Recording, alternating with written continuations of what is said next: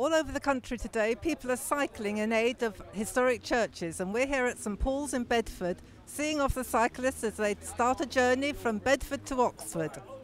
Nationally today, it's a cycle ride for historic churches, and so people all over the country, all over the diocese of St Albans, are cycling in order to raise funds for historic churches. And the ruling is that any sponsorship that you raise, half goes towards historic churches and half goes towards your own church. Today we're cycling from St Paul's and making a trip to Oxford, where we have connections. A previous incumbent ended up in his career as Subdean of Christ Church, one of my predecessors, and he is going to meet us at the other end, and we're making various calls en route.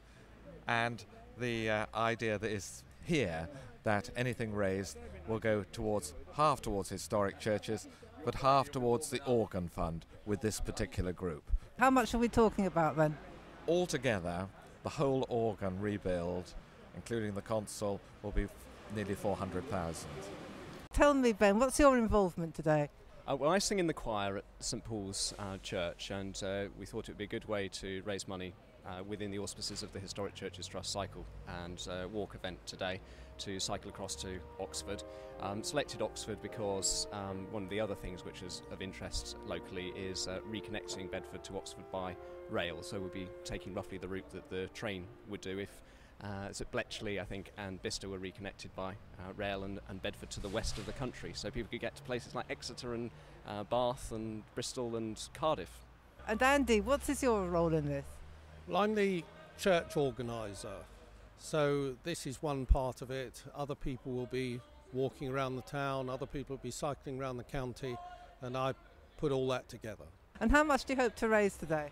About £3,000. Just from this event or some of this event and the others around the town. I understand that you knew somebody who died, and this is in aid of his memory? Yeah, this is in aid of the Church's Preservation Trust, but also for Louis, who did a lot of cycling in Bedford for a lot of good causes, and a long distance he went. He was a bit of a professional. I think I'm more of the amateur than him, but I'm looking forward to it. Thanks very much. And next we have...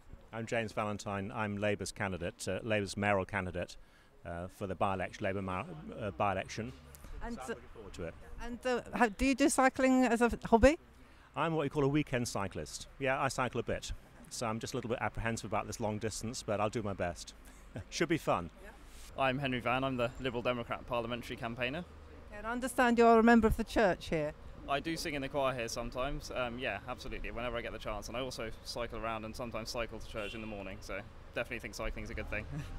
Well, you've asked me if I'm a cyclist. No, I haven't cycled for more than 20 years. I'm just going to find out if I can manage a bit of this. Getting here was hard enough, but I'm here to support this event. I think it's a good event. I'm particularly keen on establishing the idea of links between Cambridge, Bedford and Oxford, because for years I've been campaigning for the reopening of the railway between those three towns.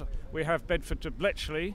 That's all we've got left, and we ought to be supporting, reopening of railways, and I think that would be very good for Bedford as well as the region.